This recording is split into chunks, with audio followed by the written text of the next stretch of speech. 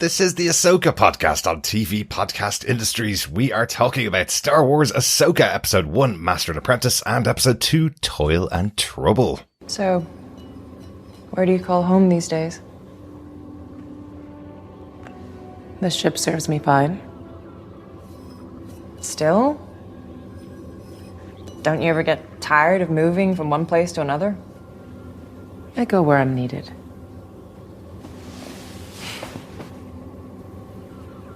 Not always. You never make things easy. Why should I? You never made things easy for me, Master.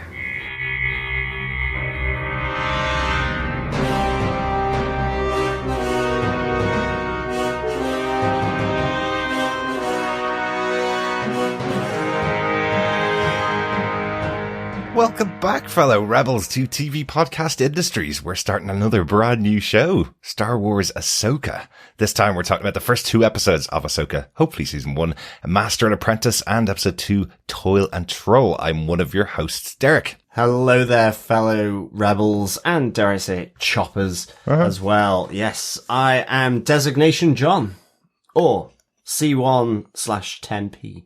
Very good, very good. AKA Chopper. AKA Chopper. Our favourite murderous robot is back in the Star Wars universe. He is. Hopefully everybody So falls in love happy. with him in live action as much as they did in animated form when he was on Rebels. Well, he probably is animated as well in this. He is also animated in this. Just better. Yeah, that's true.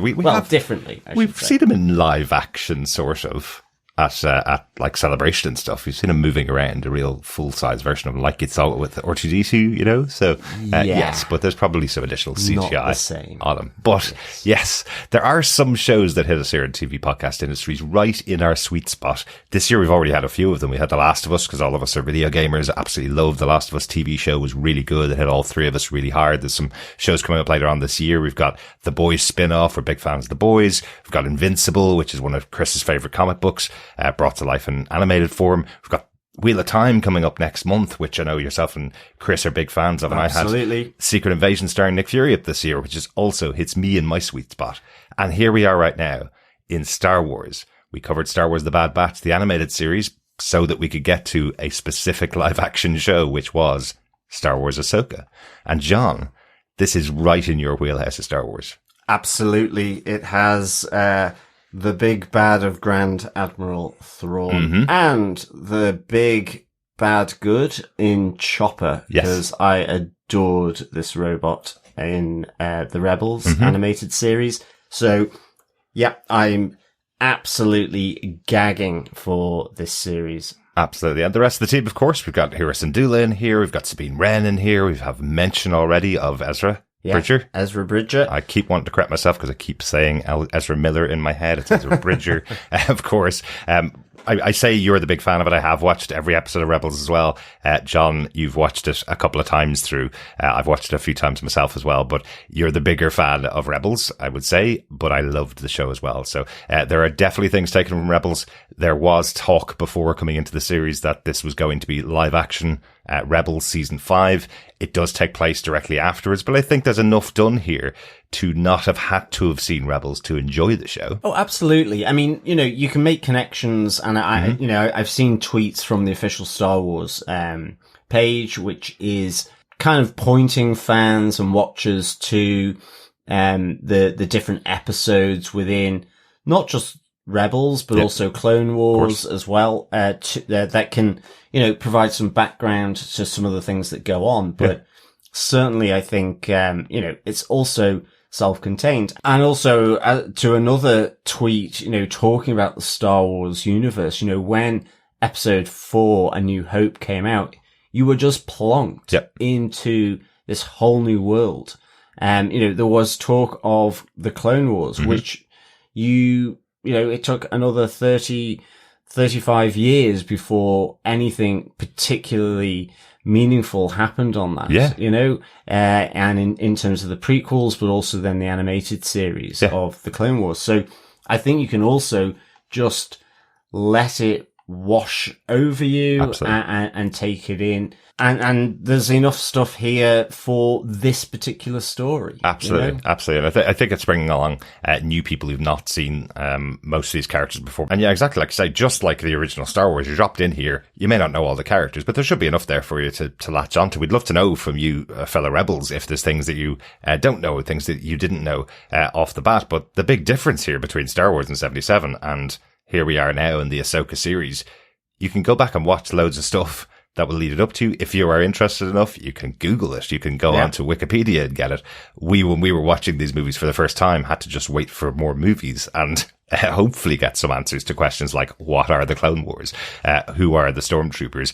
Is Darth Vader a robot or is he a man? You know, those kind of things that you wouldn't have any idea of when you watch it for the first time. Yeah. But we have been really excited to talk about this. Ahsoka as a character herself has only appeared in live action before, played by Rosario Dawson in 2 episodes of The Mandalorian, right? We haven't seen her in live action other than that, and she's been around for 15 years. She's got a huge backstory getting her to this point. So it's really interesting to see one of our favourite actresses, Rosario Dawson, who appeared in loads of the Defenders TV shows for Marvel on Netflix. We saw her loads of there, seeing her now at the centre of a series again. It's great to have her back on TV podcast industries, right? Yeah, absolutely, absolutely. What I guess just to begin on a little sad note is that we do have to say that Ray Stevenson, who plays Baylan Skoll, the Jedi Master or Sith Master, depending on how you're viewing it, then it is, he passed away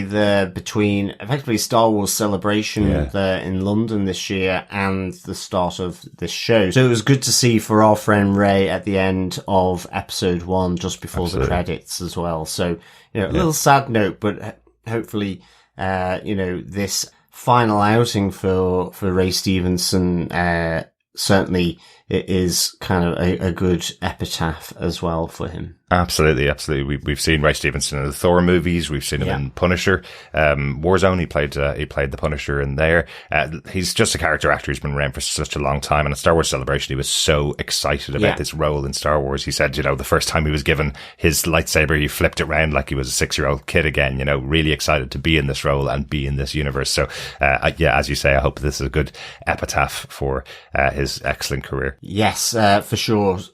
So, fellow rebels, if you are joining us for the first time, you can pop on over to our website at tvpodcastindustries.com to subscribe on any Jedi or Sith orientated podcast catcher of your choice. Absolutely. You can also head on over to the website as well, where you can leave a voicemail if you wish for our feedback section. Yeah. And of course, you can send any emails to feedback@tvpodcastindustries.com for feedback as well. Because any theories, comments, thoughts, observations, critiques on the series is so welcome. We love to get your thoughts and theories on the TV shows that we cover. Absolutely. Another great way to get in contact with us, pop on over to our Facebook group at facebook.com/groups/TV Podcast Industries, where we'll put up a spoiler post every week for each of the episodes. You can leave your thoughts on there as well. One other thing we should say right up front, we will be conducting our Cantina quiz. Yes, that's a lot of alliteration there. Our Cantina quiz effectively consists of one question per episode. Gather them all together, send them in to us with all the correct answers at the end of the season to feedback@tvpodcastindustries.com to be with the chance of getting your hands on some Star Wars Ahsoka goodies. Yes. Good stuff. Yeah. Looking forward to those questions. And of course, normally we would be joined by our other co-host, Chris, who can't make it for tonight's recording.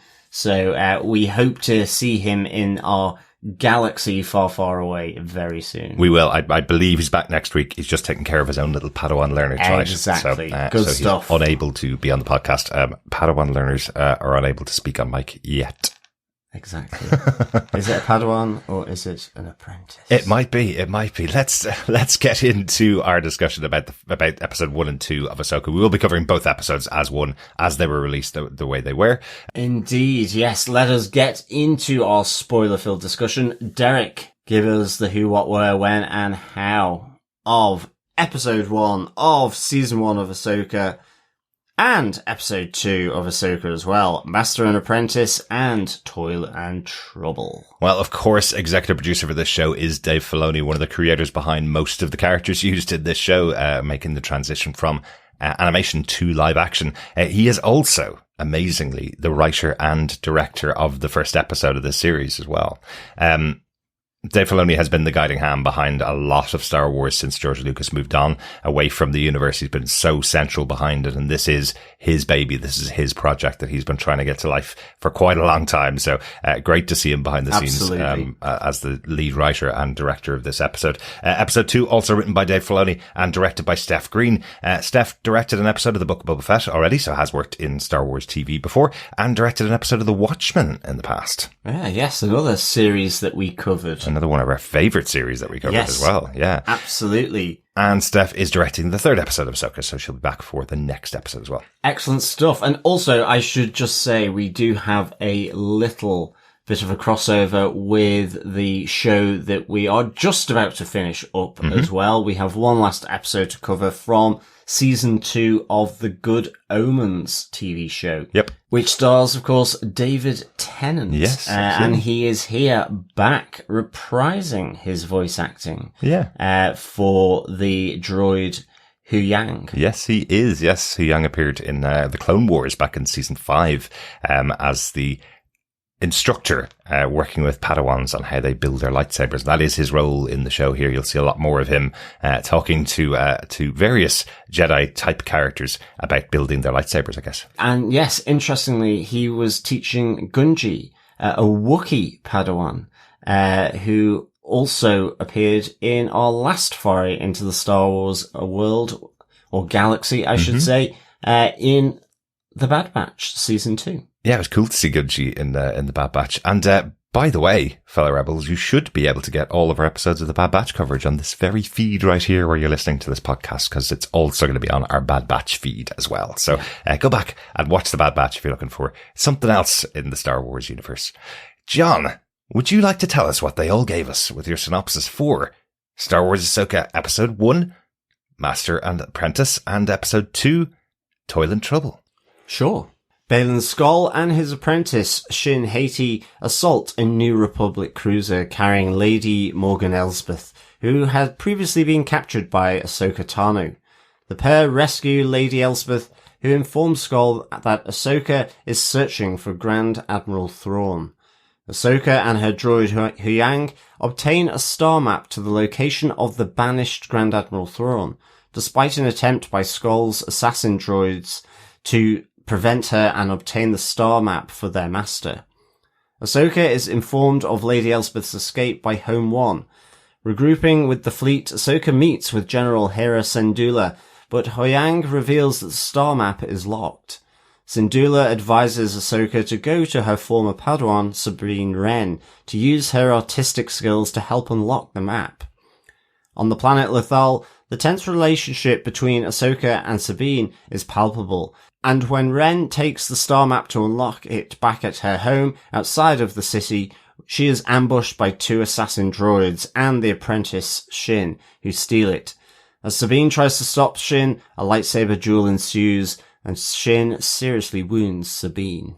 In episode 2, after the attack on Sabine, she recovers at Lothal's medical facility, and soon puts her tech skills to use as she hacks one of the assassin droids' memories. They discover that it had come to Lothal from Corellia.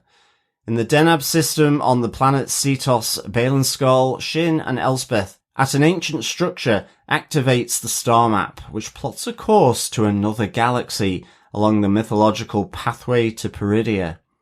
To reach Thrawn, Elsbeth orders Shin to Corellia to oversee Marok's final preparations for the final delivery for Elsbeth's ship, the Eye of Sion. Elsewhere, in order to recover the star map, Ahsoka and Syndulla travel to the Corellian shipyards. But as they're inspecting one of Elsbeth's former shipyard assets, a massive hyperdrive begins to depart the shipyard, and the pair soon realise that sympathy for the Empire still lingers in the dockyards of Corellia. As Ahsoka goes to stop Shin and Marok, the hyperdrive begins its ascent to space. Followed by Hera and Chopper in the Phantom, Hera weaves to avoid the blaster fire from the transporter ship and gets Chopper to attach a tracking device. As the Empire sympathizers are rounded up, Ahsoka heads back to Lothal following a talk with Hera to see if Sabine will come to help find Thrawn, prevent another war, and to find her friend and former rebel, the Jedi Ezra Bridger. Sabine Wren is ready. Excellent stuff. Yes, Sabine Wren back in her full Mandalorian outfit, looking very cool. Certainly at the end of is, the episode, cutting back that long wavy hair that we see her with at the beginning of these two episodes as well.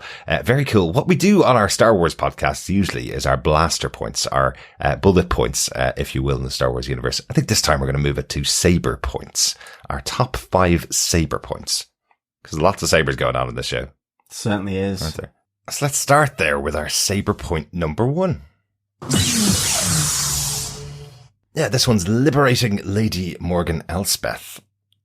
I think it's only fitting that we start off our coverage of the show with this big moment at the opening scene with Ray Stevenson. Lots of callbacks here to A New Hope and how it started. You start off with this villain arriving on a Republic cruiser on a mission to recover something important to the Empire. There's no Empire anymore. This is taking place after Return of the Jedi, but what he's trying to recover here is Morgan Elsbeth, a character with big ties to Grand Admiral Thrawn.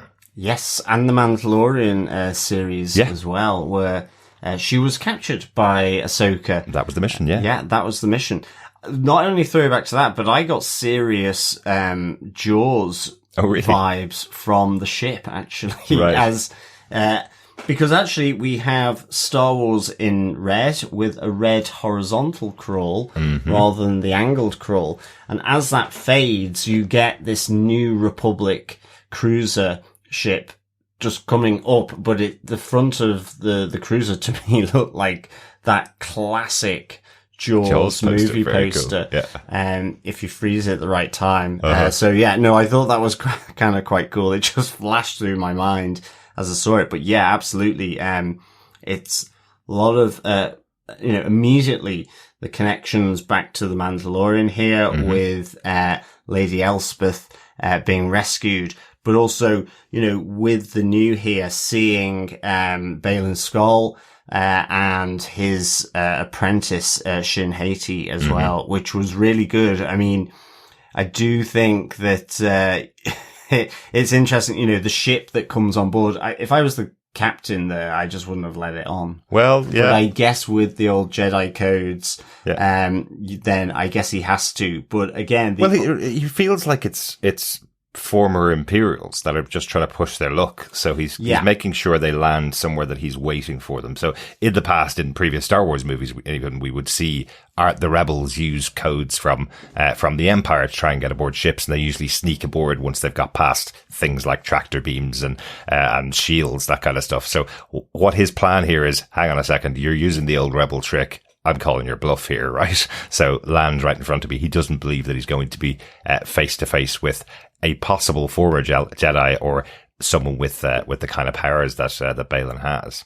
Yeah, no, absolutely. And it's to his mistake, but because effectively these two managed to kill a whole detachment and scupper this new cruiser. Absolutely. It's a new Republic cruiser. Yes. So, it's a big deal, and hence why Ahsoka is contacted about the loss of, Lady Morgan Elsbeth. Yeah.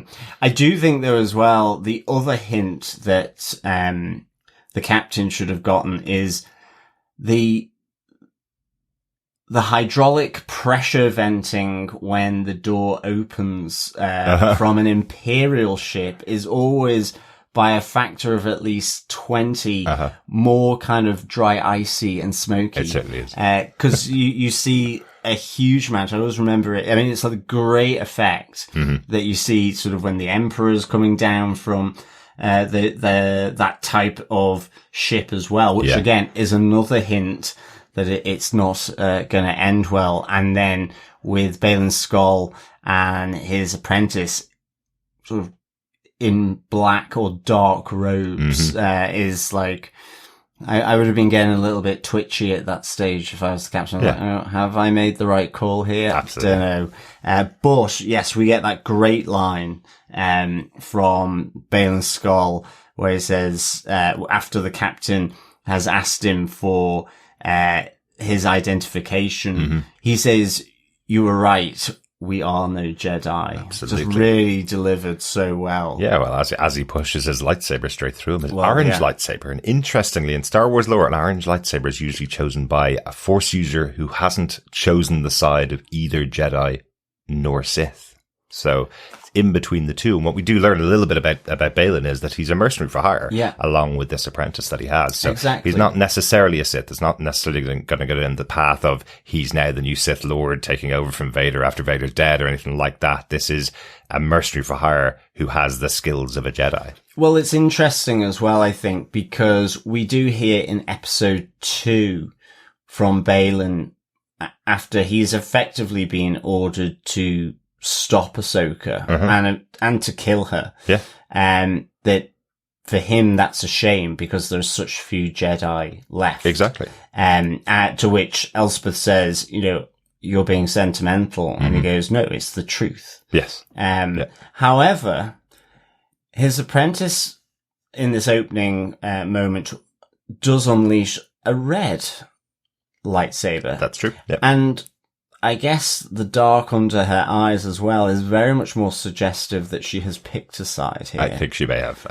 For sure. But the two of them are working as mercenaries. That's what we hear in here. And I know there's even a mention from Huyang, the droid played by David Tennant. He even mentions that Baylan had gone through the Jedi Order. He'd gone through his training and built his own lightsaber. So he's absolutely aware of who the character is. So it's a really intriguing character to see here. Definitely. As you say, this kind of opening, very reminiscent of the more traditional Star Wars movies with its opening crawl, with the ship coming, from off screen, massive gigantic ship and being, infiltrated by what you think of the villains here. Yeah. And just one final thing on Baylan Skoll is that, Huyang also says, he disappeared at the end of the Clone Wars. Yes. So, in effect, having been trained as a Jedi was making sure he just didn't get killed and has probably become a bit of a hustler, hence the mercenary type. Yes, another one that was missed out by Order 66, effectively. But the big bad really here is Lady Morgan Elsbeth, and it's because of her connection to Grand Admiral Thrawn, who's been missing for all of this time since before Star Wars A New Hope all the way until where we are now after Return of the Jedi. So it's about 15 years if I remember my timeline correctly. So quite a long time has passed during that period where he's been gone. And she has this connection with him. She had worked with him really closely before he disappeared, and she seems to have this connection with him, this idea that he is still alive and still around in the universe. That's the information that Ahsoka wanted from her on behalf of the rebels as well. Well, that's it. And it's 2 points around Elsbeth, for me, is that, it is that she's driving this plot to find Grand Admiral Thrawn and to bring the disparate Imperial remnants back together, to provide that leadership, to the remnants of the Empire. It's the fact that what's being built on here compared to The Mandalorian is her connection with the Night Sisters or the Witches of Dathomir as well. That, she has a connection to the Force, a Force sensitivity by being connected to the Night Sisters, which is great sort of having this brought in because it was something very much in Clone Wars, as well as Rebels, I think. They were in here, and even more recently, they were in the video game Jedi Fallen Order, and very big characters in there that are connected to them. But there's one of the things that you would definitely point out about Rebels if you've never seen the show. It is more of a spiritual show. It does focus on a lot more spiritual, mystical, magical elements of the Star Wars universe. And that's what I love here that this is tapping into is the mystical, Force side of Star Wars and connecting that theme from the Rebels into this. In the Rebels you had owls and wolves as Force sensitive creatures. Then you also had this really kind of strange creature called Bendu that kind of could understand both the the Jedi and Sith, the light and dark side of the forces as well, in the Rebels. So I love that this is being brought through, because I think, this is great, because when I first saw them in Clone Wars, with Darth Maul and his brother, it was just a really sort of intense moment. Absolutely.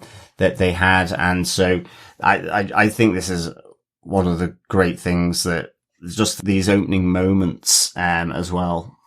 And I think important to Elsbeth. Absolutely. It'll be great to see that development of the character. And there's more of her in episode 2, more of these characters in episode 2, but a great opening, for the series. Let's move on to our main character in our Saber point number 2.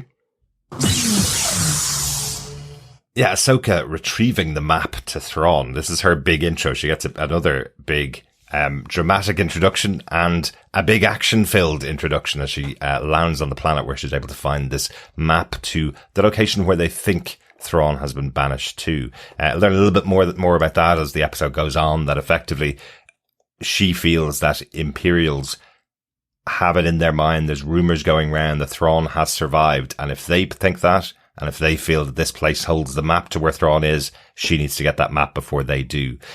So that didn't come through the first time I watched the episode. I was trying to work out how a map from thousands of years ago could point the direction to somebody that got banished 15 years beforehand, but it's the place that they feel that he may have ended up as, and that's where all the rumours are going round between, on all the back channels, that's where he is. And she had interrogated Elsbeth as well. Yeah. Also not necessarily, adhering to the Jedi rules that we hear. Exactly. In the same way that her droid Huyang does, in terms of parking the ship way too far away. Certainly given what happens to the assassin droids that have been sent to find this, star map, and of course cross paths with Ahsoka while she's at this old temple complex on the planet Arcana. I love this moment. It feels really Indiana Jones. It feels really even video game. It feels like the Star Wars Jedi Fallen Order kind of game, where she needs to go through this puzzle in order to find the box and take it out with her, and then she's surrounded by these assassin droids outside. I love the battle.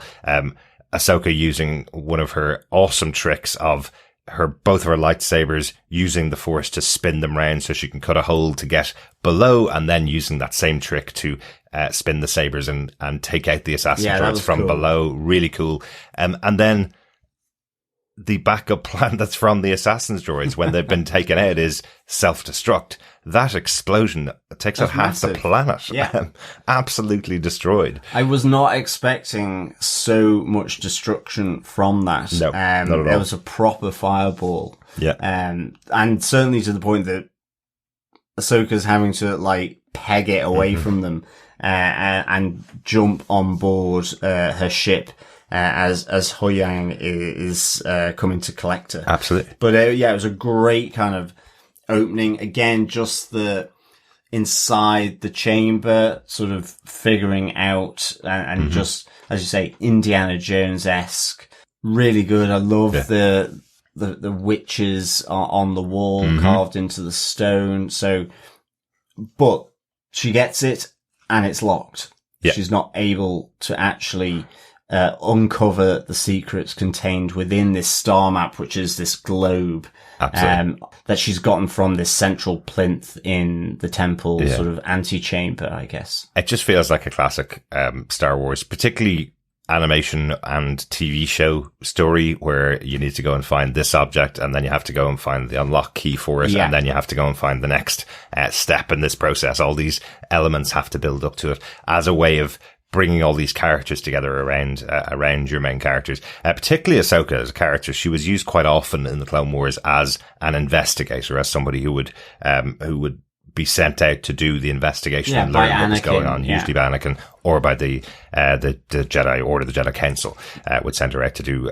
those kind of things. So seeing her here, again, it's a more Indiana Jones moment, but seeing her here on this investigation and using her knowledge and her abilities to solve this puzzle, I thought was a great first opener for Ahsoka. And of course, an excellent lightsaber action scene. Yeah, absolutely. And I really like the touch as they were taking off from the planet's surface to escape the fireball. and as they were going into space, just how it got darker, but also you got the vapor trails on the windows of Ahsoka's ship as cool. well, which I just thought was really, really cool. Yeah. Actually, the other thing I just remembered as well is with Baylan Skoll, I say breaking Elsbeth out of her prison cell aboard the Republic cruiser. I love the fact he uses the Force to move the port key. Oh, yes. Which you normally see droids operating. Yeah. And I think that's the first time I've seen the inner workings of those ports. So, that was a kind of a little nerd out moment for me because it was just like the most recent Lego game. Absolutely. Star Wars Lego game. So yeah, I was just like, oh, that's really cool. When you said just like the game, I thought you meant about one of the big Star Wars, big budget Star Wars games. But Lego Star Wars is also one of the biggest games of this year as well. So I totally understand. Excellent stuff. But Ahsoka retrieves the map. She takes it back to General Hera Syndulla, and we get a moment between the two of them. I love that General Syndulla does seem like that really strong character that we've seen before. She's Absolutely. now a proper leader in this new republic. She has a big assigned role to her. She is a general here. But I also like that she defers to Ahsoka here. She tells her what's happened with Lady Elsbeth. She tells her, I've prepared a presentation for you so you can get on your trail. I'll give you all the details. We have your debrief ready to go for you. And she suggests to her that she needs to bring back on board Sabine Wren, who will have the ability she needs to unlock this map. Yeah, absolutely. And also, she's the one that says, well, if Thrawn survived, does that mean Ezra Bridger survived? Which I really hope so, personally. But because, nice.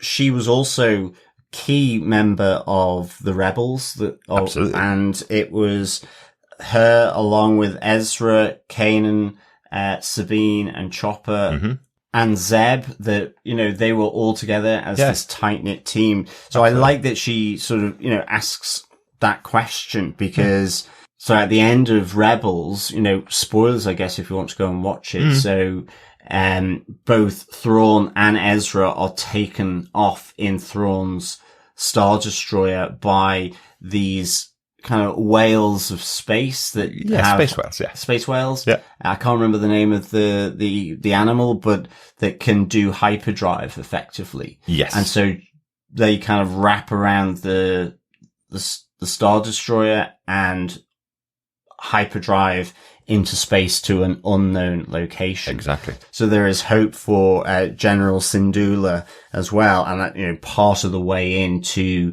asking for Sabine's help because of Ezra Bridger, who is their long lost friend. Absolutely. And Syndulla herself was effectively the leader of the group. She was the one that was the captain of Ghost, their ship. She was the one that set them off on the missions while she stayed behind with the ship effectively. But they were a very close-knit team, a family really, that fought all the way out throughout the initial setting up of the rebellion. Yeah, so, absolutely. That's quite cool.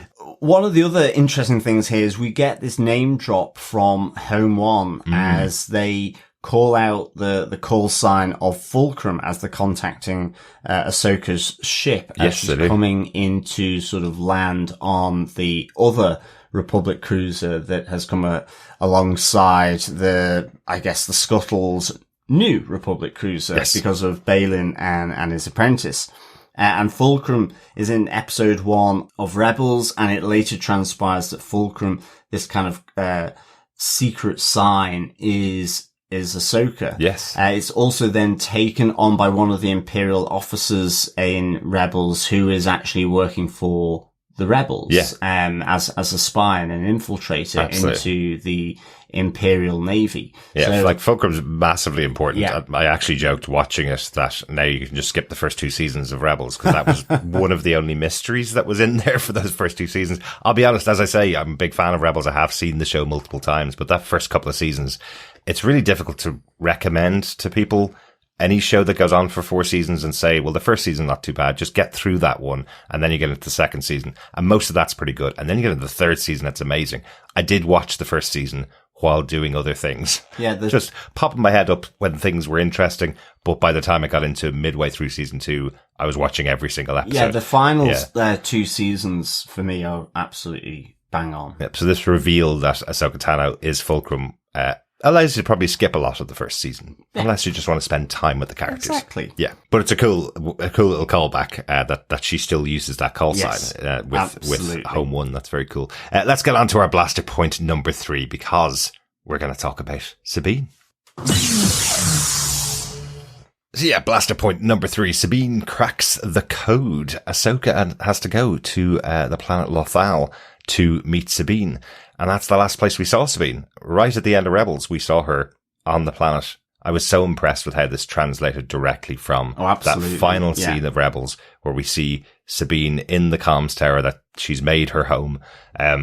We saw Ahsoka's ship arrive on Lothal, exactly the same ship that Ahsoka's now traveling in, and you see the central city of Lothal, which looks exactly the same as it did in that artwork in the animated version of the show. So all of the attention to detail that, of course, Dave Filoni would bring with them from the animated series here in live action. Very cool. Absolutely. And also there is the mural that is dedicated to those rebel heroes that liberated Lothal, which is also straight from the animated series at the end. And it's just so cool.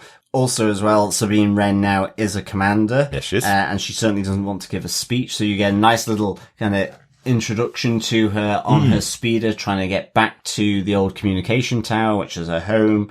Yeah, she's a fighter. Yeah, absolutely. You know, she's Mandalorian at heart. She has got fight in her, for sure. I do really like this setup of the character because, again, you know, a lot of people do know Ahsoka. She's been in one Star Wars movie. She was in all of Clone Wars. She's one of those characters that, again, making that transition to Mandalorian, probably people learnt about her there for the first time. This is the first time we're seeing Sabine in live action. So you have to do a bit of an introduction to her. You've already done the fighting introduction with Ahsoka and the battle introduction with Baylan. So here we have Sabine, where we get a bit more of her rebellious spirit, I suppose. Well, yeah, I'm playing chicken with interstellar fighters while she's on a speeder. But also the governor is trying to, you know, rally everybody around the fact that she is a hero and she's living on the planet. Nobody else is living on the planet. Everybody else that's in that mural has left, all gone. Yeah. And she doesn't even want to go up and take the praise for that in front of the population of the planet, effectively. Yeah, so, and I really like this touch, actually, as we get to her home, because, one, she has a Lothcat as her pet. I love the really Lothcat. Cool. I kept looking at our podcat, Charlie, thinking it was him that was meowing until I looked up again and saw the Lothcat is right there on screen. It was really good. Very cute. You know, as she's putting the bowl of food down for the cat, you just get the hint of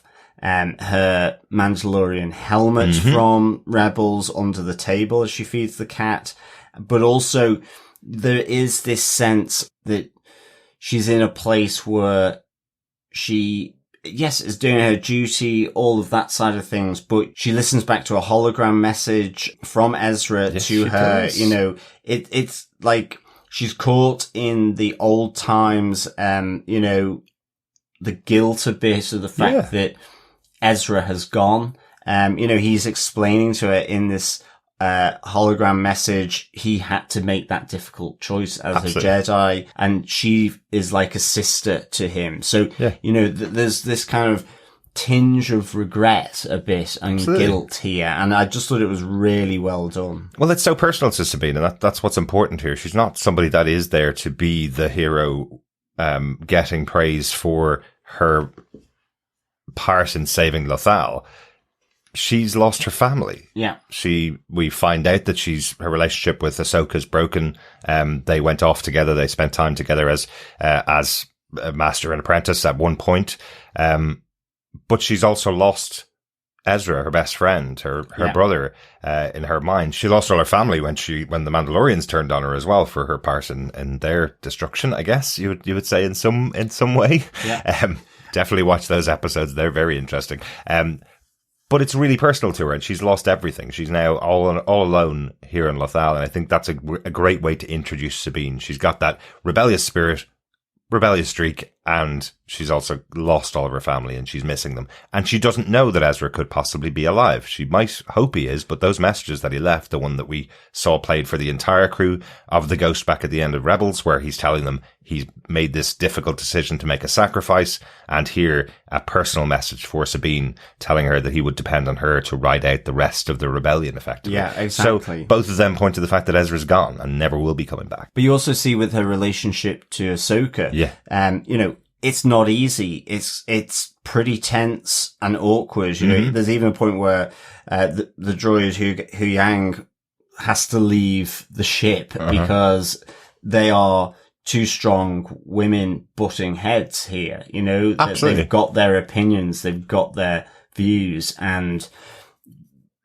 as well, in the same sense that it's probably because they're cut from the same cloth. Exactly, you know, as what comes out from this, Ahsoka, you know, she left before she was fully enrolled as a Jedi. And you know, she feels that she dropped Sabine. Sabine also, you know, in a sense, the training, the strictness of the Jedi way goes against this rebellious streak that she has. And so I love how, you know, this kind of really quite tense relationship of these two plays out as well. And you see here Hera being almost a bit of a counselor for the two of them across these two episodes. Yeah, she kind of saying, you know, I thought by the two of you both being so powerful, so strong, and so alike, that would make this whole relationship work. Yeah. But it's actually ended off with the two of them butting heads quite a lot. Which is why Ahsoka goes straight for the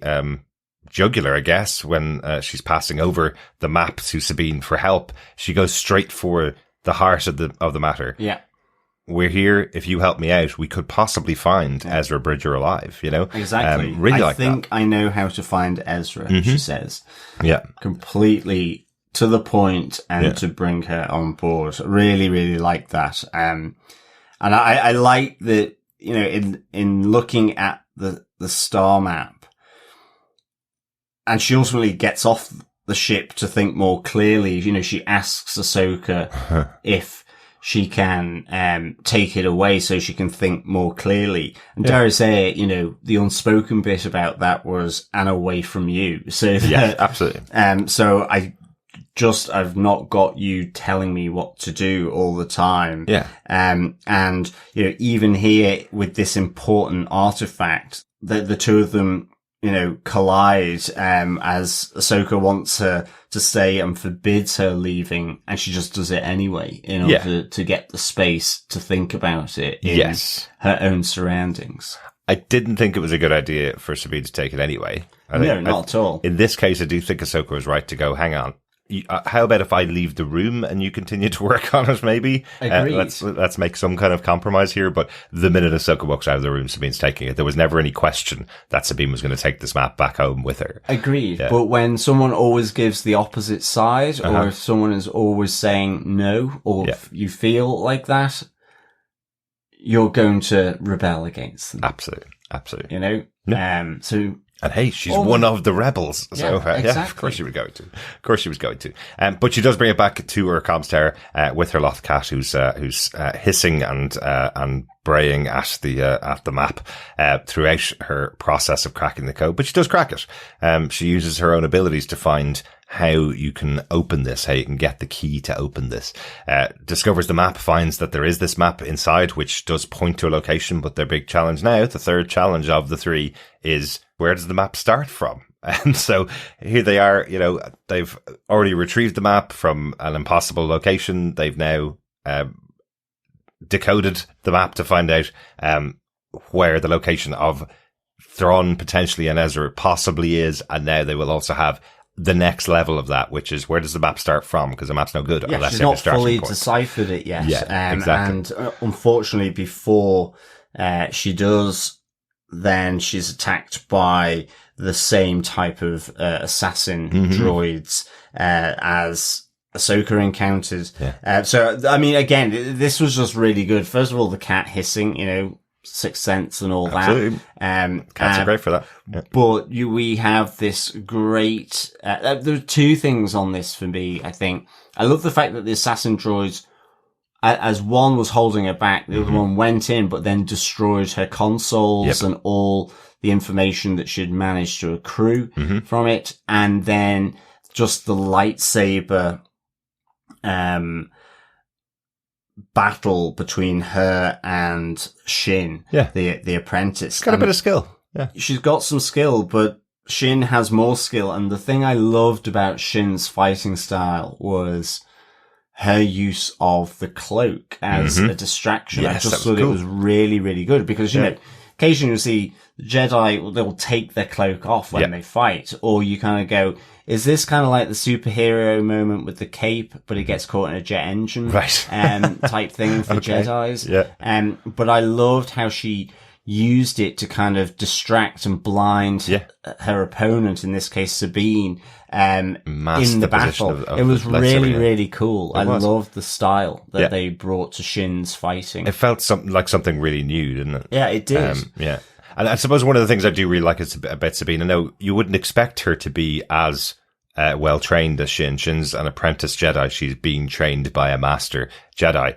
We've already mentioned Ahsoka never finished her training, so technically she's not a master Jedi. She does take on the apprentice of Sabine, but we find Sabine also doesn't have much in the way of force powers. Huyang says, you know, he's been around for thousands of years, and Huyang says, I've dealt with many, many Jedi, and you wouldn't match up to any one of them in terms of your force ability. Well, there's Padawans even. Yeah, exactly.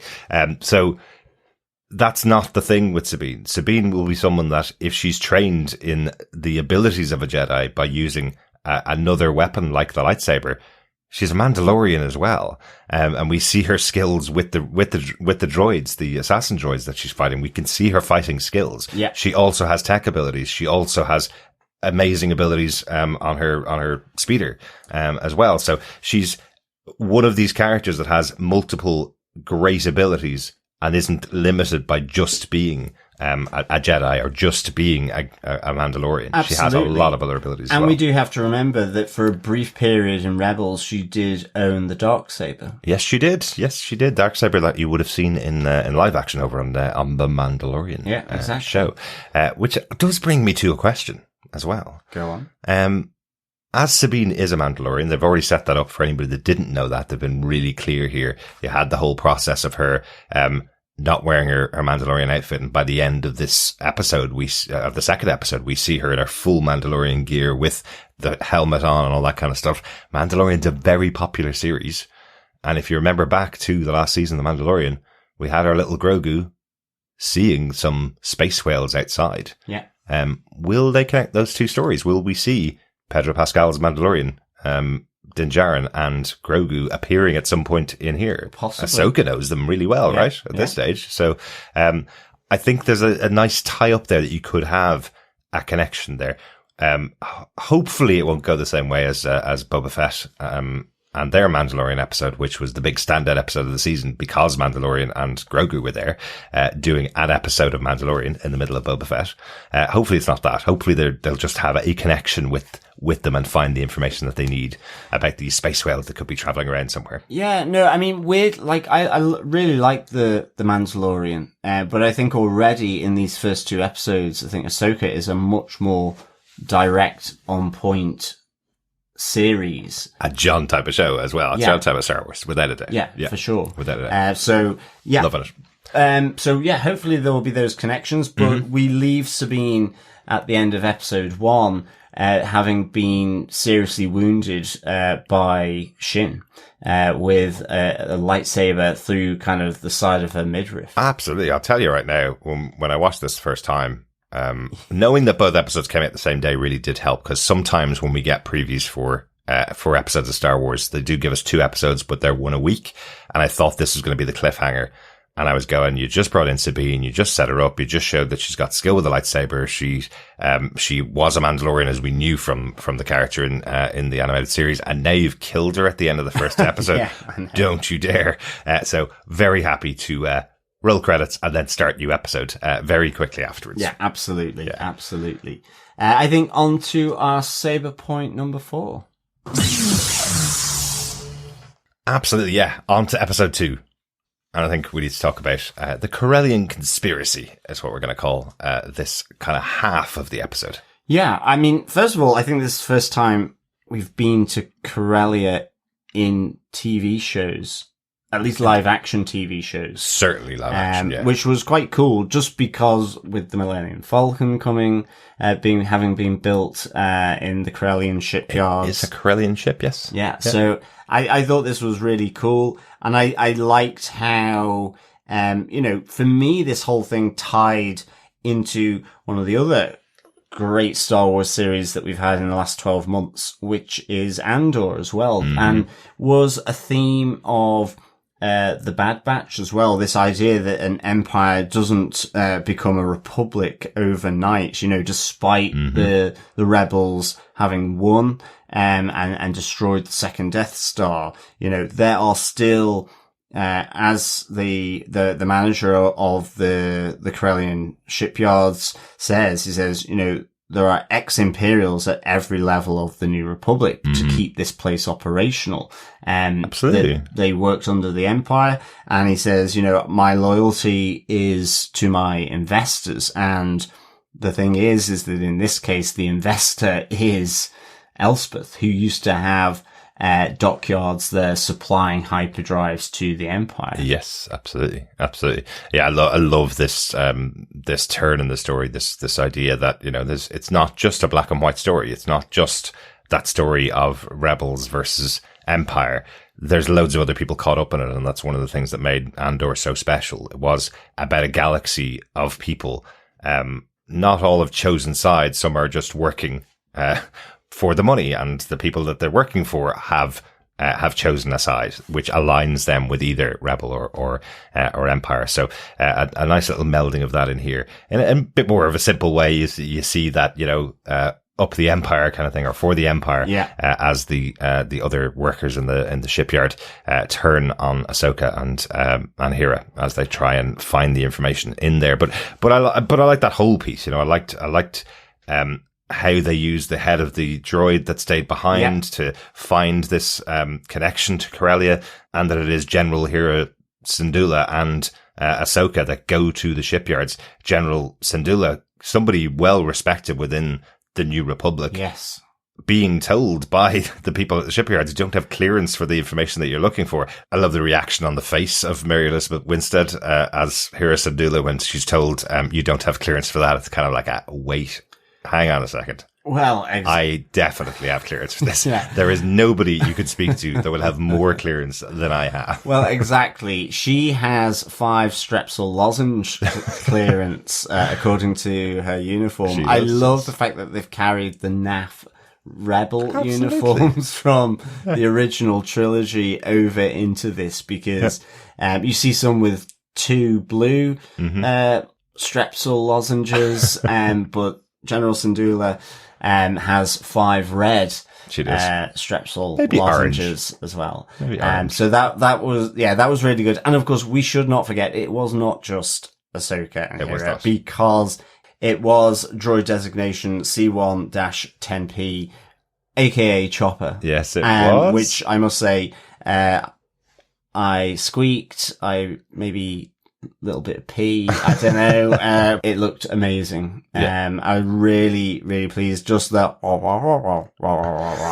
and you're trying to pick out the words as well as, has he just done the F word there? Absolutely. Our lovely, cute, sort of impatient, fairly abrasive, murderous droid is back. Yeah. And dare I say it, I really hope, I don't know if it's going to happen, but I can see Huyang and Chopper being almost like the new C-3PO and R2-D2. Ooh, I like that. If there is that coming together of these two, because I actually really also liked Huyang here as Sabine is recovering and recovers, that conversation between the two of them where Huyang is brutally logic in a helpful way, fantastic. Where he does say, your Force abilities would have fallen short of all the Padawans I've known before.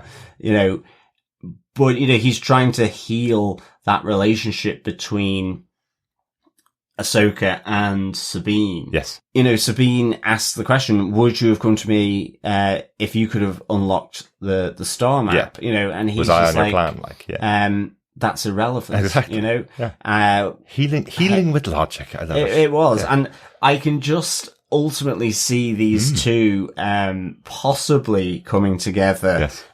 as the new C-3PO and R2-D2. I love that. If that's even on the cards. I love that because they've got to know each show. other as well. The two of them have to have spent some time together. Yeah. Hera and Ahsoka know each other really, really well. So I'm sure at some point Chopper has been on board her T9 ship and met up with Huyang. So I love our little murderous droid in here. I think he's very cool. It was good. It was so good, you know, as they see this huge hyperdrive and as it's just being taken off world by a transporter ship, and you have Hera and Chopper going to the Phantom to try and order it back, and in the end with the tracker, and you know, you're just there trying to listen to. You can kind of sense that Chopper is saying, have you been through my stuff? As he can't find the trackers, possibly even a bit of swearing there. Sure there was. I'm sure. Yeah, absolutely. Go check out YouTube. There's a great video of Chopper's words replaced with swear words, or added to with swear words. Let's say. So it was really good, and of course voiced by Dave Filoni. Yes, with heavy modifications. Well, of course, but yeah, of course he's going to appear back as Chopper as well. Great little character. Nice little introduction. Again, got a big smile on my face as he's giving out to Hera. I love that as they take off, you see him kind of banging the side of the ship, going, "Hang on a second, what are you doing here?" Yeah. You know? Like, why are you not firing? Exactly. I love that. He's kind of, you know, what are you doing? Yeah. I think he says as he's chattering and flailing his little robotic arms around. Exactly. And you see the little satellite dish come out of his head as well as he's searching for the tracker. And of course they do locate it and find that this transporter ship has gone to the Denab system. Yeah. Just one other thing to touch upon on Corellia, just this fight between Ahsoka and the assassin droid and Marok, the agent that's been sent to collect this Eye of Sion. I absolutely love this battle, but I love how it starts as well because it feels really dynamic. There's an element of Anakin Skywalker to it as well, but I thought that moment where Ahsoka looks out the window, is told the droid is about to leave planet on that transporter there, and she literally just smashes the window in front of her, jumps straight out and dives straight into battle. That feels very Anakin Skywalker from Clone Wars and from Attack of the Clones. Yeah, absolutely. Yeah. I loved that as well. I think, I also like the fact that pretty much every member in the control room that they're in, you know, they shout out for the Empire. Well, They have to deal with them, but also then, that sort of jump out. I thought the battle was really good. I loved how she used the assassin droid once she had skewered him with the lightsaber as almost like a shield for then this other lightsaber wielding and certainly force sensitive because was able to pull it back, his lightsaber. Very Inquisitor type. It looked like the Inquisitors, yes. Yeah, the Jedi Inquisitors that were kind of a portion of Vader's arsenal as well. Yeah, they were sent to hunt the Jedi.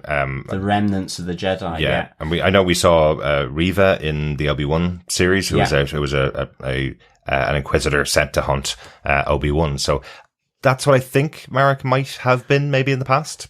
May not be now. Or even a proto-Inquisitor, just because the uniform looked less developed. Okay. And with that disc-like lightsaber as well. Yes, so that is generally what all the Inquisitors use, is that type of lightsaber. Very cool. It's just the reason why I wouldn't say proto is because it's so far after the original Inquisitors that we met. That's it, and they are in Rebels as well. Yes, Inquisitors and Rebels, but it just the uniform looked more matte. It looked less like the uniforms that you see in Rebels. Yes. And maybe also from like Fallen Order as well, the game, the Star Wars game. So it's probably just a design thing. Yeah. So yeah, not proto for sure, but certainly. Could it just be simply that, they think that most of the Jedis are gone, so they've moved on to other careers like mercenary, exactly. like Baylan, Yeah, exactly. Yeah.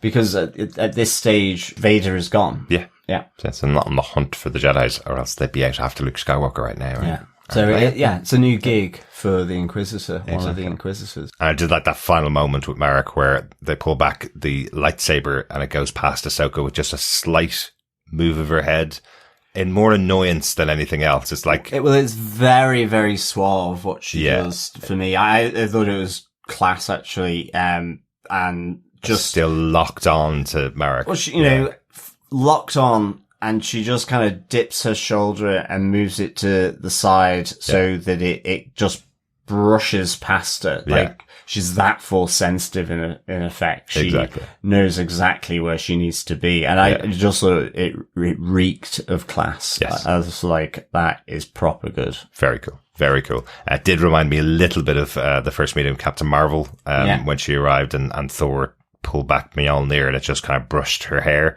and Captain Marvel had no real reaction to it. Exactly. Just focused on the target at that specific moment, That's what I felt like with Ahsoka. Very cool. That's our point number 4. Let's go on to our final point. Yes, our saber point number 5.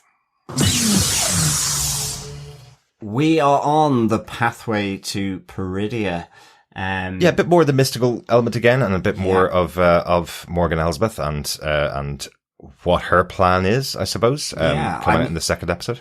Well, I loved Baylan and Shin, they're on Cetos, in this sort of, on this ritual, kind of spiritual platform or observatory ultimately in the end. And you have Elsbeth arriving and she's using her power, to activate it, and I loved how it kind of enveloped this structure. Importantly as well, again, it's to the mysticism of it, which is really good, but also like 2 other things for me as well, because Baylan is unsure about like the architecture and the design of this. It isn't Jedi, it's not Sith, and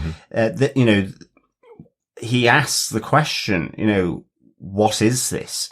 And she says, the shrine is from an ancient people from a distant galaxy. And the map in and of itself is showing a second galaxy. So there is an extra galactic element here to this galaxy far, far away. It's, to me, this feels, certainly at least on TV and the movies, that we could be heading out of the galaxy far, far away to another galaxy further away or nearer. If this is going to be something like Battlestar Galactica 1980, where it all ends off that they're on Earth, that Ezra Bridger and Grand Admiral Thrawn have been around Earth, that would be a real shock. Yeah, well, I don't think it will be. No, I don't think so. And interestingly, I don't know enough about the old Republic and that far back, even in this galaxy, let alone potential for other ancient civilizations that may have been the basis for Jedi. I mean, I don't know. I really don't know. I kind of read somewhere it's referencing a particular civilization that could also be the explanation for all the Star Destroyers that you see in The Rise of Skywalker. Some kind of explanation around that. Now, I don't know. Yeah. And I kind of read it and thought, I don't think that's going to be the case. But nonetheless... That sounds like a theory. I'm more thinking that Corellia built all of those ships, now that Corellia is building ships for... well, there is that as well. But I think just having the extra galactic element here is kind of really important. It is interesting, at really least for me, it's very new. Yeah, it is definitely for Star Wars. And the fact they had to get this Eye of Sion to add to their abilities to travel to this location, that's a massive extra piece of equipment that they need on top of regular hyperdrives. It feels a bit like Mass Effect. Absolutely. That they have to create this Mass Effect machine to jump to this other galaxy. Well, that's it, because this is like one of a number of hyperdrives in this circular ship, effectively. Yeah. Which is orbiting just outside of the planet Cetos here.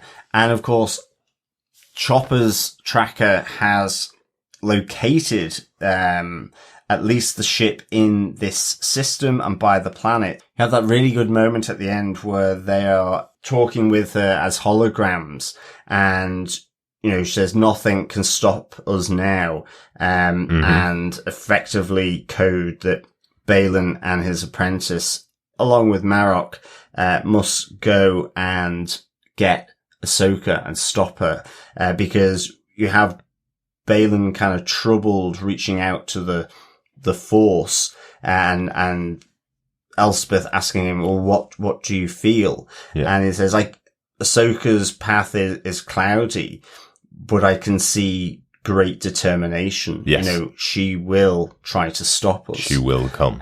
She will come and she will try to stop us, and she needs to be stopped before she stops Elsbeth. Yes. And destroy her plan. So it feels just the way that was delivered, you felt Ahsoka's determination just from Baylan saying it. And I thought it was really, really well done. I also like that Shin, after Elsbeth had activated the star map, and there were these tales of the pathway to Peridia, which Baylan was saying, well, these were just tales that were told to young Jedi, almost like fairy tales.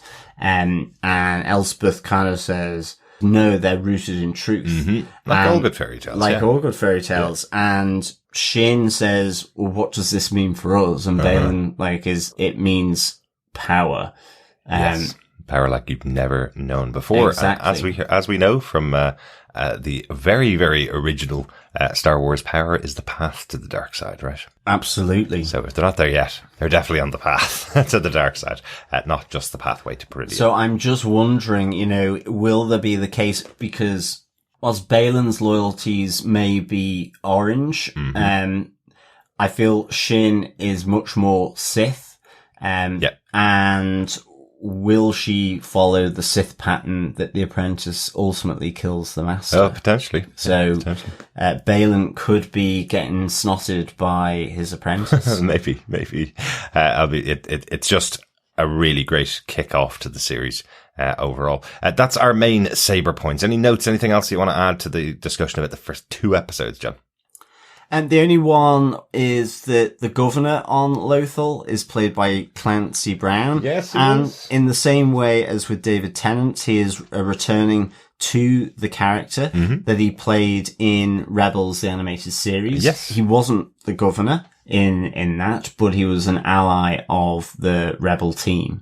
So, yeah, really good to see old Clancy Brown returning. Absolutely love Clancy Brown and pretty much everything he's done.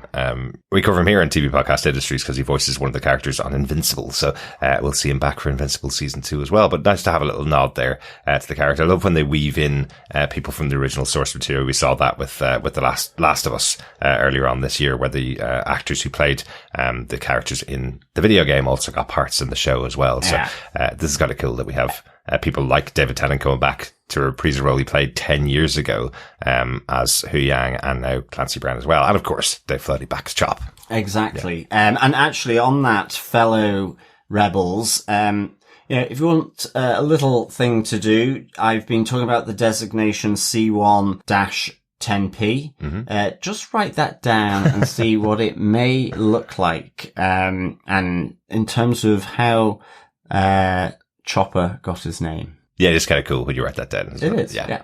I like it. Good stuff then. Final thoughts overall, John. How would you rate this at the beginning of Star Wars Ahsoka, the first 2 episodes of Star Wars Ahsoka? For both episodes together, I would give this 5 Chopper trackers out of 5, for sure. What a start. I just really immediately, my brain went straight back to Rebels and loads of other connections in Star Wars. That it's one of the things I think Dave Filoni does so well. He ultimately, I think, knows and understands this lore that George Lucas created in this galaxy. And I really like seeing the stuff that he does in the Star Wars galaxy. Yep. And so to have his first live action, really good. To see these characters that I've absolutely loved through the Rebels animated series, in particular Chopper, coming to life. Yes. And, you know, we've had Zeb as well in Andor, having these... Yeah, we had him as live action in Andor as well, Having these characters being portrayed in live action is just such a thrill for me. Yeah. I love that as well. You know, that dark threat hanging over it all is Grand Admiral Thrawn. Mm-hmm. And I just really enjoyed the action. Superb. I loved the kind of the mystical element to it. I love how Filoni delved into the Force and the mysticism of the Force. Yeah. In his shows, and Absolutely. That's come through again for me. Yeah. You know, Baylan Skoll. Not a mention of midichlorians at all. No, well absolutely. Baylan Skoll, really enjoying Ray Stevenson as this character. Yeah. As well. I think, you know, it's just, it feels really powerful. It feels really Jedi, you know, Force wielder like, and also with Natasha Liu Bordizzo, as Sabine Wren. I think she's absolutely. really, really good. I mean, all of them are, but, you know, I've just really enjoyed those, two portrayals, as well in this. So, I mean, for me, I would probably give episode 1 just to split them out as well. For episode 1, Master and Apprentice, I would have that as 4.5. Right. Reveling Rebels out of 5. Excellent. And for episode 2, I would have that as 4.5. Licking Lothal Cats out of 5. Very good. Well. I thought you said the second episode was going to be a 5 because Chopper's well, in it. It probably would be. I think episode 2 it's a little simpler. It's a little sort of more straightforward with Corellia and then the star map being activated by Elsbeth. But, Chopper probably bumped it up to 4.5 for sure. But overall, I love these two, opening episodes. Yeah, I love these 2 episodes as well. Really great start to this season. I love that it gives a really good reason why everybody's back together. It puts everybody on the opposite side to each other. We have our good guys, we have our bad guys. A proper good fantasy story. So, I'm really looking forward to covering this every week. And looking forward to hearing Chris's thoughts on the show. Chris wasn't a watcher of Rebels. He did obviously cover the Bad Batch with us on here on the podcast. So he does like the animated shows, but never got around to watching Rebels. So I'm intrigued to hear his thoughts. All I got was a text from him going, "Those were effing amazing," was the text we got after we watched the 2 episodes. So great stuff. I think we need a drink after that, John. We pop on over to the Cantina for our Cantina quiz. Yes. So in the Cantina quiz, as we mentioned, we give you a question on each of the episodes. There'll be 2 this time. Gather together all the questions, answer them, and email us to feedback@tvpodcastindustries.com at the end of the season, and you could be in with the chance of getting your hands on some Star Wars Ahsoka goodies. Yes. So, John, you have a question for each episode? I do. Excellent. Yes. 2 questions here, fellow Rebels, fellow quizzers. Good to have you back at the Cantina. So, question 1 for episode 1. What are the 2 types of Lothal animals that are in the mural dedicated in honor of the Rebels? Ooh, very good. Very good. You can also get a bit of that from episode 2 as well, you know, if you don't fully catch it in episode 1. So it's not exclusively a episode 1 question. Okay. Yeah. But episode 2, the question for episode 2 is, how many Lothcats' heads pop up out of the long grasses on Lothal? Oh, very good. That's as Ahsoka's arriving to Sabine's house, I guess, the comms tower. Yes. Very good. Very good. Do you want to give the 2 questions one more time, John? I will. What are the 2 types of Lothal animals on the mural dedicated in honor of the Rebels? Okay. And how many Lothcats' heads pop up out of the long grasses on Lothal in episode 2? Excellent. Excellent. We'll give a new question each week on our coverage of Star Wars Ahsoka. And as I said, just put them together and email us to feedback@tvpodcastindustries.com with all the correct answers, and you could get your chance of getting your hands on some Star Wars Ahsoka goodies. Excellent You stuff. can also use that email address, of course, for sharing your thoughts about the episodes. We are recording on the day of release, so not a huge amount of feedback just yet coming into us. But we do have some feedback over in our Facebook group at facebook.com/groups/TV Podcast Industries. First up, we got some thoughts in from Alex Baelish. Yes, Alex says, what makes someone ready? You just know. Let me first say I was holding my breath when they said they were doing live action. I say that because the animation is so good and it can do so many things. This was worth the long wait to get back in the mind of Dave Filoni. Mm-hmm. Holy lightsaber fights. If this is fan service, yes please. Can't get enough of this. The major thing I noticed was the seamless transition they made from the animated to live action is amazing. Mm-hmm. What I just love is how all the shows are so well connected. People may talk about Easter eggs, but his attention to detail in the series is like no other. We have a new Ahsoka. She is different, not as playful as she once was. Mm-hmm. I hope that part of her will be shown, since that is what I love so much about her. Mm. I realize she is much older now, but that's what makes her special. My only criticism, and it's just me, is the whole Night Sister witch storyline. I was not a big fan of this in the animated series, but what do I know? The bottom line is the band is back together and playing wonderful music again. Excellent stuff, Alex. Thanks so much for the feedback. Completely agree. You know, this is just, has been so good seeing these first two episodes. You know, from my side, it's a little shame you're not into the whole Night Sister witch storyline. I always kind of found them fascinating, but then hey, I like Doctor Strange, so I guess it's in my wheelhouse. And I just think it adds. I think for me personally, it was like after the Metachlorian thing from episode 1 of the prequels. I just felt Rebels connected the Force back to that sort of just mystical, unknown element. Absolutely, and then actually. Then with Dave Filoni, I just feel he connected back into explaining it in a way that makes sense, and which can be done in, you know, a lot of animated series episodes, more so than a single movie for episode 1. You know, so it was like the midichlorians thing was like a scientific explanation for something that was fantastical and something that as a kid you go, ooh, I wish I had force sensitive abilities, and then Filoni turned it back mystical again.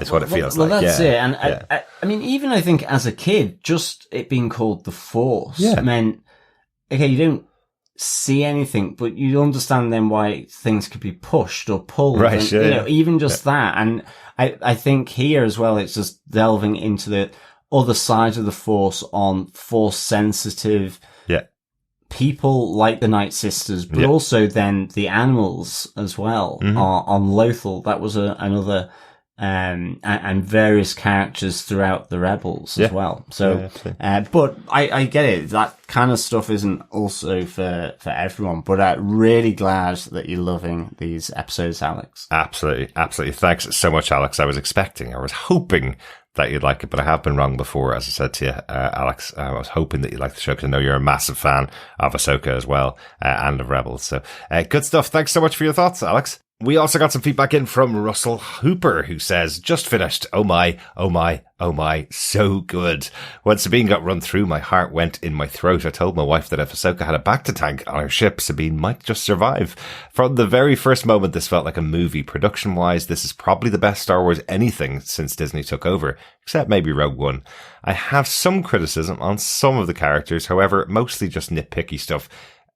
Hera's skin is a bit too pale and her cheeks are a bit too thin, for example. Stuff that if the actors act like the characters, I'll forget about immediately. It's gotta be tough playing live action versions of popular animated characters. One final thought, the music in the credits is great. I love it. Excellent stuff, Russell. I'm so glad you brought up the music because it's one of my notes that I just haven't mentioned in the podcast so far, because I'm totally with you. I think the music in general, I really, really enjoyed. Absolutely. I mean, there was a little nod to the Mandalorian music, like literally the briefest of nod.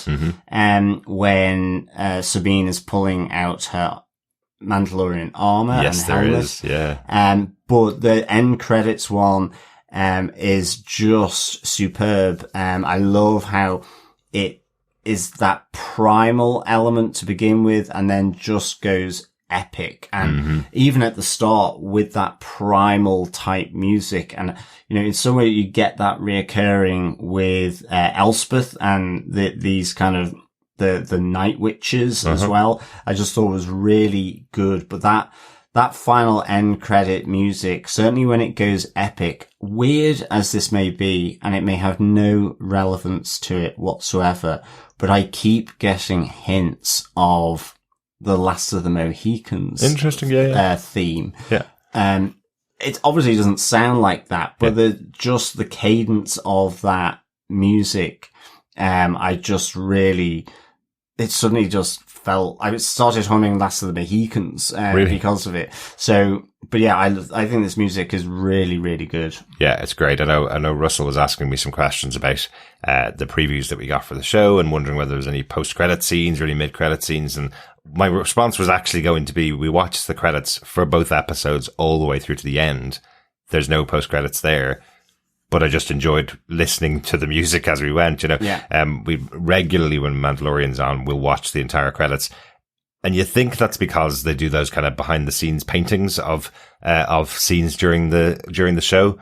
But actually, the music really grabs you every time you watch The Mandalorian. I feel like already with Ahsoka, I've done the same thing. Yeah. Each time we've watched the episode, listened all the way through to the end of this awesome score. Really love it. Yeah, really good. Great stuff. Thanks, Russell. Absolutely. Thanks, Russell. We also got a message in from Richard Blaze who says, watch them both, and at times I forgot I was watching a live show. Thought I was watching an episode of Rebels. Really enjoyed it and can't wait for Thrawn to make an appearance and manipulate everyone. Well, that is true. Yeah. Yes, the man with the plan who knows what everybody's going to do and can predict even when he doesn't know what you're going to do. Very excited to see Thrawn in live action. Definitely. Yeah, definitely. It'll probably be a stinger right at the end of the season. Saying come back for season 2 and you'll see more of Thrawn. But I hope not. Next up on Facebook, we have feedback from Dr. Bob Phillips, who says, before a couple of weeks ago, I'd never seen animated Star Wars and did 80% of the abbreviated Ahsoka run-in shows trying to catch up before this arrived. I'm certain that even without that, I would have grasped the boy band broke up vibe, the rebellious nature of the rebels, and the escape room puzzles that litter this show. Having watched quite a few episodes, I got extra thrills from the speeder bike highway echo introducing us to Sabine.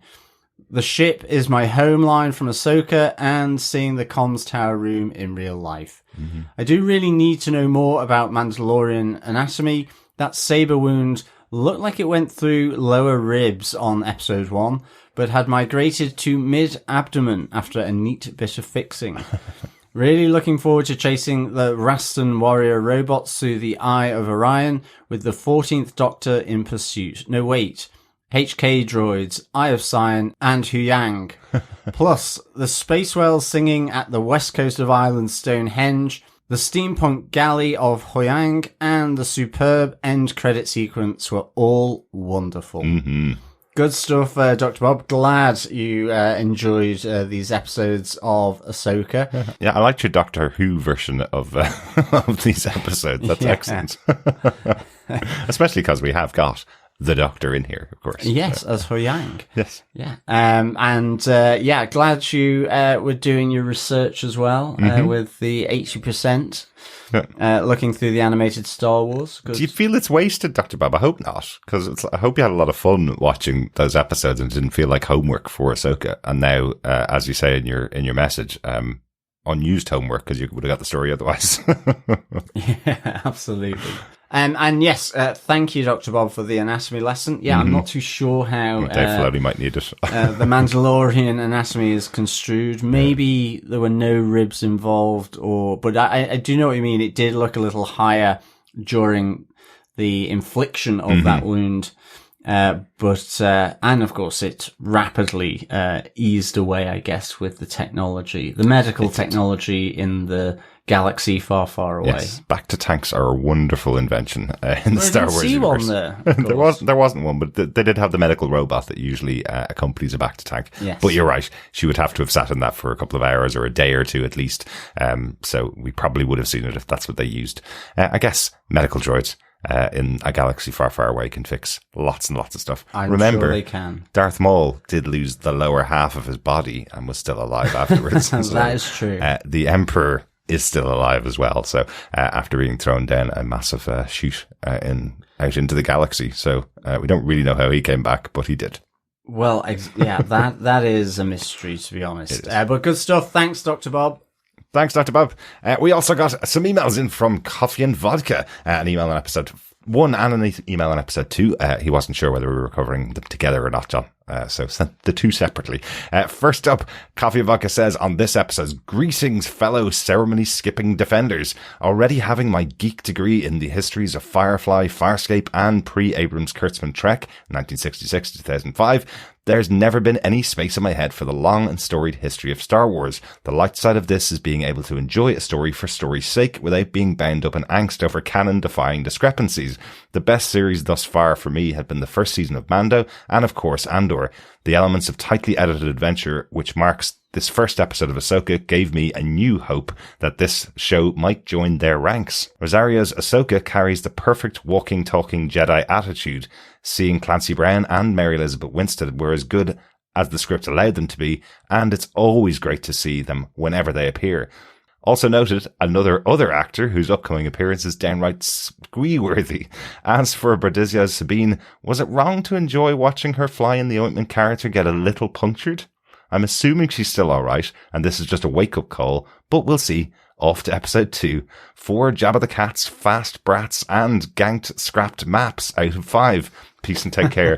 Coffee and Vodka. P.S. Lightsaber ballistics. Cool. Great stuff, Coffee and Vodka. Definitely the perspective that I want to get more of. People who haven't seen a lot of Star Wars or aren't as deep into Star Wars as we can occasionally go. It's great to see that you've been able to enjoy it without having that experience and without having as much of the restrictive lore sometimes as can be in Star Wars. One of the most interesting things about Star Wars fans, I think, and their difficulty with accepting new versions of Star Wars is there was a load of books that were written in the time between the first set of Star Wars movies and the next ones, and then they threw them all out. There's loads of people that kind of pinned their hopes on that's how Star Wars was going to go, and that's how the galaxy was made up. And dare I say, including myself, absolutely. with the Timothy Zahn, Grand Admiral Thrawn. But trilogy, yeah.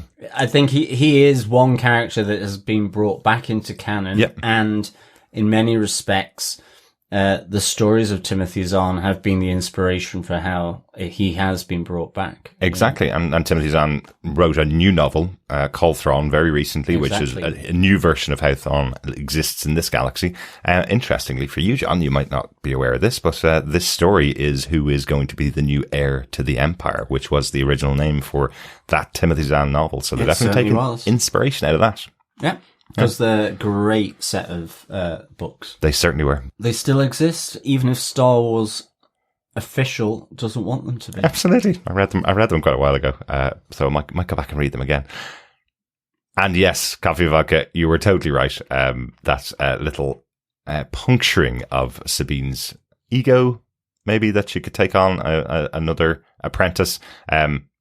It didn't last long, so thankfully you were able to watch episode 2 just like we were. I don't think I would have enjoyed that cliffhanger for a week, that Sabine could be dead. Yes, I think it was the wake up call, as you say, and to give the fright of her life to get her back on track. Exactly.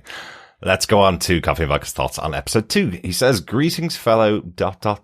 Holy Helio Holograms, Batman. Just found out you'll be doing episode 1 and 2 together, so I'll make this one short. Better than the first episode with solid action, character development, fantastic special effects, concise writing and direction, and decent acting. Sabine feels at least 30% less irritating as a Mandalorian than a bratty Padawan. Also, it was great to see House alum Peter Jacobson here. Finally, really liking the droid designs. Excellent from start to finish. 5 over-the-top choppers, shifty shipyards, and trickily tossed trackers out of 5. Peace and take care. Coffee and vodka. Excellent stuff, coffee and vodka.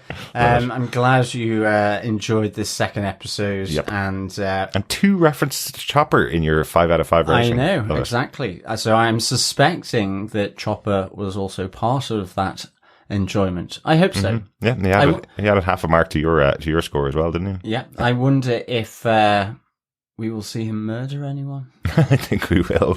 Yeah, I think his kill count's about 40,000, as far as I remember. Yes, I believe so. Yes, I think he took down a couple of Star Destroyers somewhere along the lines. Yeah. So yeah, the amount of Imperial staff on there, mm-hmm. and it's kind of reminiscent of that Ribbit Chicken sketch of the Stormtrooper going back to his family. Mm-hmm. Not after Choppers destroyed the Star Destroyer. Exactly. Good stuff. Glad you really enjoyed the second episode as well. It obviously the first episode always has to do a job of setting things up, and they do have to have those kind of moments where you kind of get the characters if you've never seen them before. So the second episode did feel like there was a much faster pace to it because you've already established everybody. Well, that's it. I mean, it really was momentum into, effectively going on the pathway to Peridia. Exactly. No small chat here. Great stuff. Thanks so much for all the feedback that you've sent in. You can keep sending that in to feedback@tvpodcastindustries.com or pop over to our Facebook group at facebook.com/groups/tvpodcastindustries. Or hey, you can find us over on Twitter, which we'll still call Twitter, at tvpodindustries as well. Excellent stuff. That's it for our coverage on Star Wars Ahsoka, episode 1 and 2. We'll be back next week, of course, with our coverage of Star Wars Ahsoka episode 3. We also have our finale of Good Omens season 2, which we're really looking forward to talking about. And very soon, we'll be starting our coverage of Wheel of Time over on Prime Video. Wheel of Time season 2 over on Prime Video. They're releasing 3 episodes on their first day as well, John. Now, It's getting busy. Yeah, not sure exactly how we're going to cover those 3 episodes. Most likely we'll do the same as we've done here for Ahsoka, cover all 3 episodes. But we will be hoping to have Chris on board for those 3 episodes as well. Yeah. Absolutely. 3 of us for 3 episodes, huh? Cannot wait. Yes, it's going to get busy, but some really good stuff coming up. So, fellow rebels, we hope you can join us for the rest of Ahsoka, as well as joining us for Good Omens and Wheel of Time that we've got coming up. Remember, we are over on patreon.com/TV Podcast Industries, as well as buymeacoffee.com/TVPI. But of course, importantly, we love to get your support in any which way we can, whether that is through the feedback that we get on each and every episode of the series that we cover, like Ahsoka, but also as well to subscribe and share the podcast, because of course sharing the podcast is sharing the love. Of course it is. Thanks so much for joining us. Talk to you next time. Thank you so much, fellow rebels, for joining us. Until next week, keep watching, keep listening, and may the Force be with you. Bye. Bye.